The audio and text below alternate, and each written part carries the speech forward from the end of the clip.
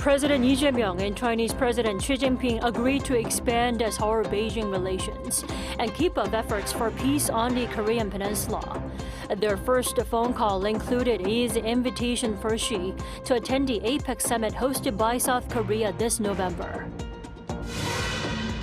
The South Korean economy continues to face, quote, weak growth, according to the Korea Development Institute. The local think tank points to a slowdown in the construction sector, as well as a fall-off in exports due to U.S. tariffs. The Trump administration is now mobilizing some 700 Marines to LA as a show of force to tame the inflamed immigration protests. The Marines will be joining the thousands of National Guard troops already deployed to the Californian city. Good evening. We begin with President Lee Jae-myung's first conversation with his Chinese counterpart Xi Jinping since taking office. The two leaders agreed to build up Seoul-Beijing relations. Our top office correspondent Yoon Jang-min starts us off. During his first half-hour phone call with Chinese President Xi Jinping, President Lee Jae-myung invited him to South Korea for the upcoming APEC summit in the southeastern city of Gyeongju this November. If he does attend, it'll be Xi's first visit to the country in 11 years. Tuesday's conversation was friendly and amicable, says Lee's spokesperson, where Xi congratulated Lee on winning the election, and the two leaders shared similarities in their political career. Their focus was on building a new bilateral relationship, bolstering cooperation in areas that could practically help the lives of the people in both countries. President Lee expressed hope that South Korea and China will actively promote exchanges and cooperation in various fields, including the economy, security, culture, and people-to-people exchanges based on the spirit of mutual benefit and equality. Also addressed was North Korea, where Lee asked Xi to play a constructive role for the denuclearization of the Korean Peninsula, and Xi responded by saying Beijing will make efforts, saying peace and stability fit into their mutual interests. It's been a week since Lee took office, during which he exchanged greetings and held get-to-know sessions with the leaders of some major countries, first with his U.S. counterpart Donald Trump, followed by Japan's Prime Minister Shigeru Ishiba. Then came talks with Chinese President Xi Jinping. President Lee, during his presidential campaign, said that ROK-US alliance is the most top priority, and then he also put lots of emphasis on the relationship with Japan. Of course, he mentioned that South Korea and Japan, the trilateral cooperation is important. So he simply implement what he has pledged. The series of talks comes as the newly inaugurated Korean leader prepares for his debut on the multilateral summit stage next week in Canada, where the G7 leaders are set to meet, where sideline summits are possible with Trump and Ishiba. All 7 countries share the same value as this liberal democratic country, and they also have the same goal to balancing against China.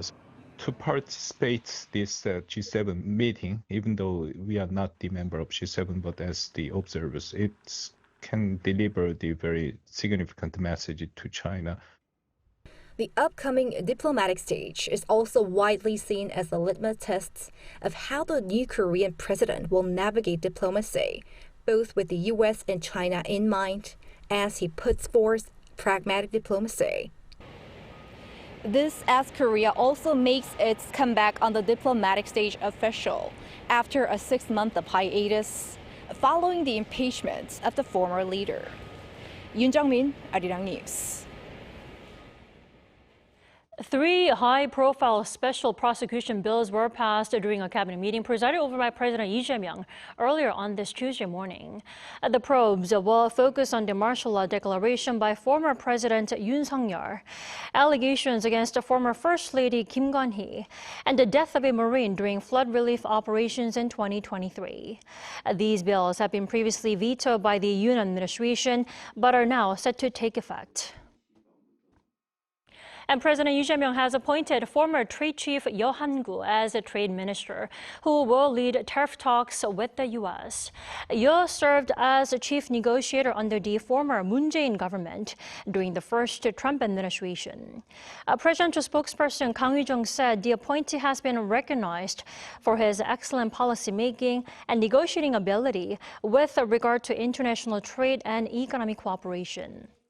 Also on Tuesday, Lee Hyung-il, Commissioner of Statistics Korea, was named first Vice Finance Minister, and Park Yun-ju, Minister for South Korea's mission to ASEAN, as first Vice Foreign Minister. The presidential office has announced plans to return to Cheongwade, the former presidential compound, from its current location over in Yongsan. The cabinet has approved a contingency fund of 25.9 billion won, or approximately $18.9 million for that return. This represents 69% of what the previous administration spent on relocating to Yongsan. Now, an exact timeline has not been announced. To ensure a smooth transition, adjustments to public tours have been posted on the Cheongwade Foundation's website. Also on Monday, the presidential office announced that from today on Monday, the public can recommend candidates for positions as cabinet ministers, vice ministers, and heads of public institutions. Recommendations will be accepted through next Monday via the Ministry of Personnel Management's public referrals website, President Lee Jae-myung's official social media channels, or by email to openchoice@korea.kr.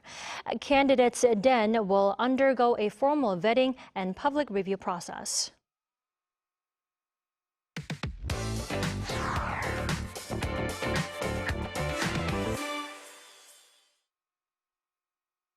With the country's new leader elected, South Korea is resuming top-level diplomacy. President Lee Jae-myung held a series of phone talks with foreign leaders, and he is slated to attend the G7 summit. For more details on this, we have our Kim Bo-kyung here in studio. Good evening, Bo-kyung. Hi, Dami. So, Bo-kyung, why don't we start with all the phone calls that President Lee had this week? All right, Tammy.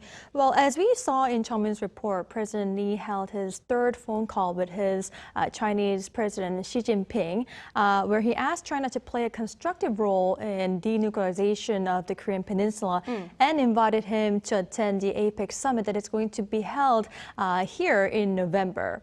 Now, this followed phone calls with U.S. President Trump on June 6th and with Japanese Prime Minister Shigeru Ishiba on the 9th. The call with Trump was reportedly conducted in a friendly way where they reaffirmed the importance of the Korea-U.S. alliance. Some expressed concerns over the White House not having issued any formal comment, nor Trump mentioning the call on his social media platform. But an expert I talked to said there was not much to worry about, as Washington could be just taking a cautious approach to better understand Lee's pragmatic diplomacy. Now, in terms of Ishiba, they agreed to build a stronger, more mature bilateral relationship and affirm their commitment to trilateral cooperation with the U.S. Well, Bo-kyung, first things first, President Lee Jae-myung is set to attend the G7 summit in Canada that is about to take place on June 5th to the 17th as an observer. Now, that will be his debut on the global diplomatic stage, right? Exactly. His trip to the G7 summit comes less than 2 weeks since his inauguration, and the G7 summit is going to take place in Alberta, and he is going there at Canada's invitation. Now, attending a G7 summit is going to be quite symbolic for South Korea, as it signals the resumption of Korea's top-level diplomacy that had been stalled over the past 6 months following the martial law crisis. The attendance basically means that we are going to normalize things and actively engage on the diplomatic stage, though we have had a diplomatic vacuum for the past 6 months. Now, Bo-kyung, with Trump also attending the G7 summit in Canada, is there any possibility of bilateral talks taking place between President Lee and Trump? Well, Tommy, there's always possibility. And if they get a chance to see each other, it will be the first time in 7 months since the leaders of Seoul and Washington last met in person when former President Yoon Suk-yeol and former U.S. President Joe Biden met each other at the APEC summit held in Peru last November. Right. But we need to note that the G7 summit is a multilateral setting and that South Korea has been invited as an observer, as you already said. In this kind of setting, it could be quite difficult to have bilateral talks. Also, according to an expert I talked to, it could be better for us to talk about such challenging issues later on after being fully prepared and when proper talks can be held. It's not a good idea that we will talk about these very upcoming and very daunting issues and challenges for South Korea, including tariff or cost sharing. And we have to be prepared. We have to have our own the strategy first, and then we will have a very detailed way to prepare all this meeting. Right, lots of pending issues to deal with the U.S. Now, in the meantime, how about Japan? I mean, if bilateral talks do take place, what can we expect? Well, as Lee and Ishiba have already expressed their hope to meet in person at an early date during their recent phone talks, there is also a possibility of them having a summit. In terms of Japan, there are still concerns over how President Lee will shape his approach toward Tokyo, as he had taken a confrontational stance regarding historical and territorial disputes. Despite such worries, the expert says Seoul will maintain a favorable relationship with Tokyo, largely because the two countries have the same issues to deal with. Japan is not just a country that helps us keep countries like China and North Korea in check, but also a country like South Korea that is going through some overbearing behavior from the US, and therefore we need to work together in dealing with this. And maybe that is where we can, see a glimpse of President Lee Jae-myung's so-called pragmatic diplomacy, separating issues of cooperation from those of the past. Right. All right, Bo-kyung, thank you so much for coming in today. Thank you.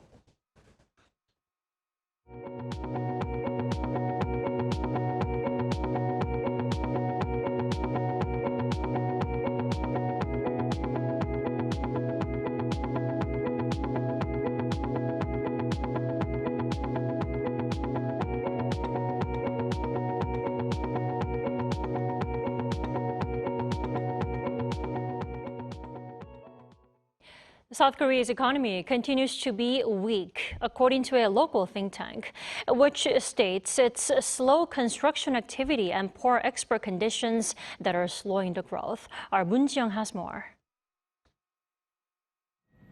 A state-run think tank has diagnosed that the South Korean economy remains subdued overall, noting escalating external uncertainties driven by U.S. tariff hikes.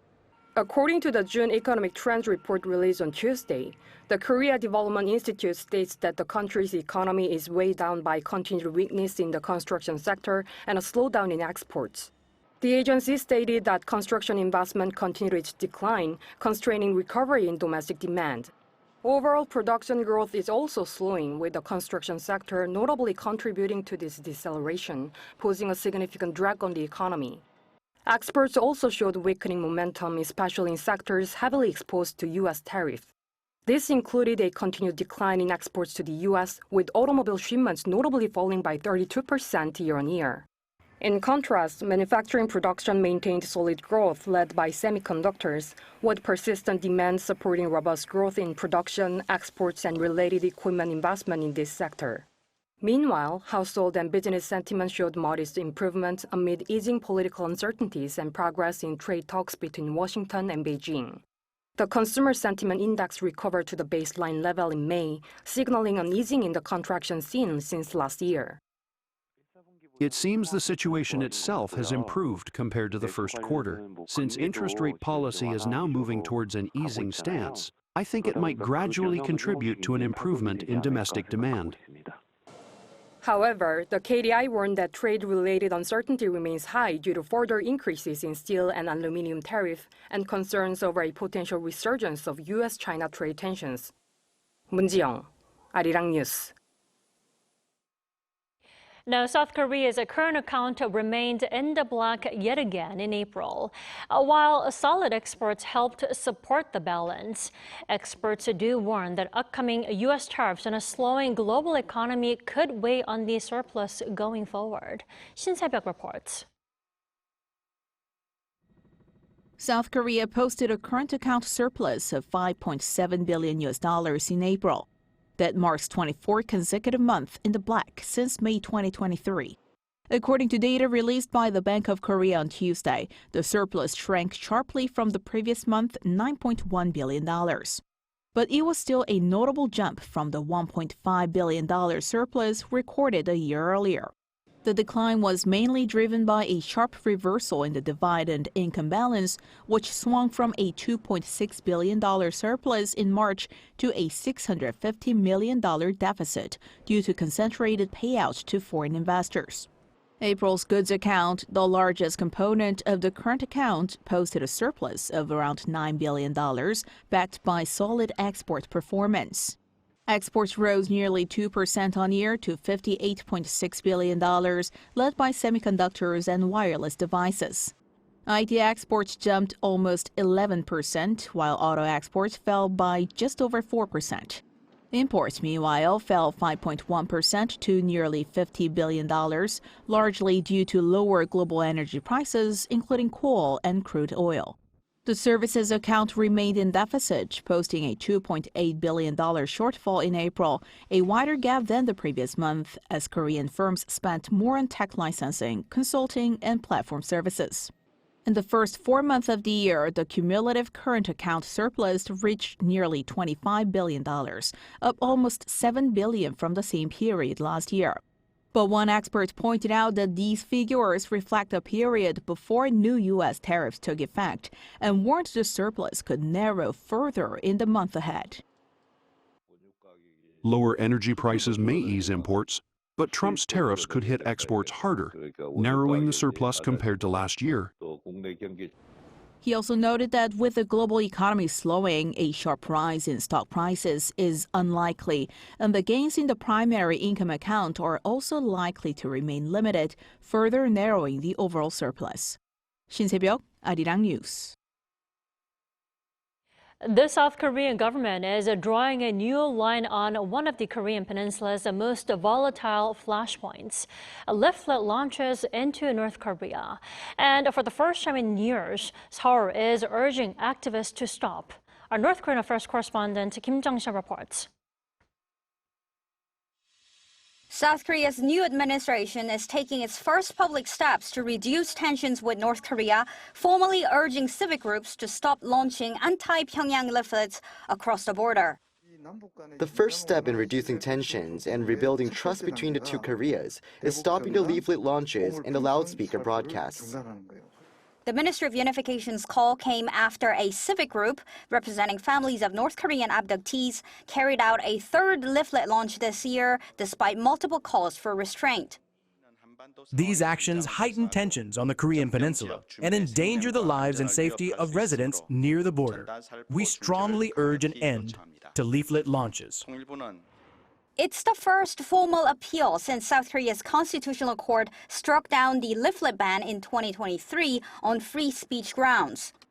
While the Yoon Suk-yeol administration tolerated the launches, President Lee Jae-myung appears to be signaling a clear policy reversal.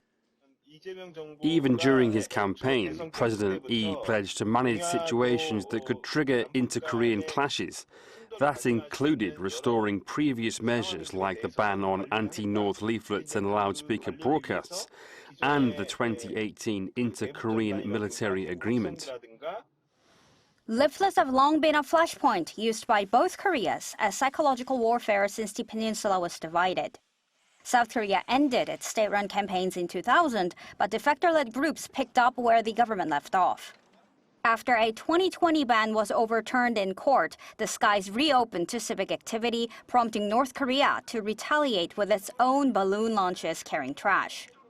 After years of policy drift, the new government is renewing calls for restraint, citing public safety. Kim Jung-sil, Arirang News. Protests in Los Angeles stretch into a fifth day, and tensions show no signs of easing. In fact, U.S. President Donald Trump has doubled down on his hardline stance by deploying more troops. Park Hyo-bin has the details.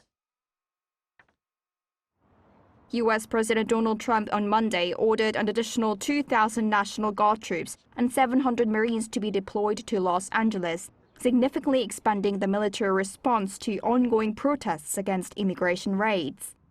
With the latest deployment, approximately 4,700 military personnel are now said to be involved in controlling protests in the area. The decision comes despite opposition from local officials and California Governor Gavin Newsom, who have raised concerns about the escalating federal involvement. However, Trump called the governor incompetent and insisted that federal intervention was necessary to restore order. Look at the job he's doing in California. He's destroying one of our great states. And if I didn't get involved, if we didn't bring the Guard in, and we would bring more in if we needed it, because we have to make sure there's going to be law and order. The first wave of 2,000 National Guard troops, previously ordered by Trump, began arriving Sunday. According to CNN, about 1,700 members were active in Greater Los Angeles on Monday night. President Trump claimed that the deployment prevented the city from being destroyed. Thank goodness we sent out some wonderful National Guard. They've really helped in a lot of problems they were having out there. They were afraid to do anything, and we sent out the troops, and they've done a fantastic job. Even on the fourth day of the protests on Monday, clashes erupted again as protesters shut down major highways, throwing concrete and Molotov cocktails. Cars were set on fire and police responded with tear gas and flashbangs, filling the streets with smoke. According to CBS News, as of midday Monday local time, 53 people have been arrested. Meanwhile, similar anti-ICE protests have popped up around the U.S., including in San Francisco, New York, and Atlanta. According to CNN, at least 150 people were taken into custody in San Francisco as demonstrations continue to grow nationwide. The protests were sparked when immigration and customs enforcement officers and the FBI raided downtown shops in LA last Friday, detaining 44 people. Park Hyo-bin, Arirang News. Two BTS members, RM and V, completed their military service on Tuesday, which now leaves just 3 members still on mandatory duty. We may be just weeks away from seeing all 7 of them in one place. Our An Sung-jin has more. The K-pop kings are making their return. From placards on buses to giant balloons in the sky, hundreds of fans have gathered to celebrate following the completion of mandatory military service. BTS members RM and V were discharged on Tuesday morning, with RM playing the saxophone and V dancing along. I'll work hard on making a new album to get back on stage. I have prepared myself physically and mentally, and I can't wait to be back with our fans. I want to say thank you to the army for waiting for our military service to end. As the members thanked their fans and hinted at what's next, a reunion seems closer. 3 more members are to return soon, with Jungkook and Jimin scheduled for discharge on Wednesday, and Suga expected to follow later this month. Jin and J-Hope have already been discharged and are actively pursuing solo careers. The members began their military service during their career high, and fans will be waiting for their favorite stars to return. As the entire group will be free of social obligations, many are wondering what's next for BTS. An Sung-jin, Arirang News.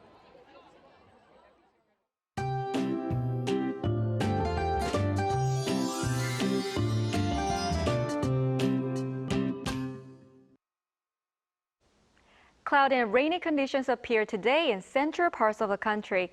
The daytime temperatures did not rise too much. The temperature in Seoul rose up to only 26 degrees Celsius, which is about 4 degrees lower than yesterday. It will be hotter tomorrow all over the country. Until tomorrow morning, gusty winds will blow around the eastern parts of Gangwon-do province. There will be places with strong winds of more than 15 meters per second. In addition, Jeju Island will receive frequent rain until Saturday. Tomorrow morning will start cool with Seoul and Daejeon at 16 degrees, Gwangju at 17 degrees. Daily highs will move up to 29 degrees in Seoul, Daejeon and Gwangju, 31 degrees in Daegu and Gyeongju. There is rain forecast starting from the Chungcheongdo provinces and southern regions on Friday and spreading to the whole country on Saturday. That's all for Korea. Here are the weather conditions around the world.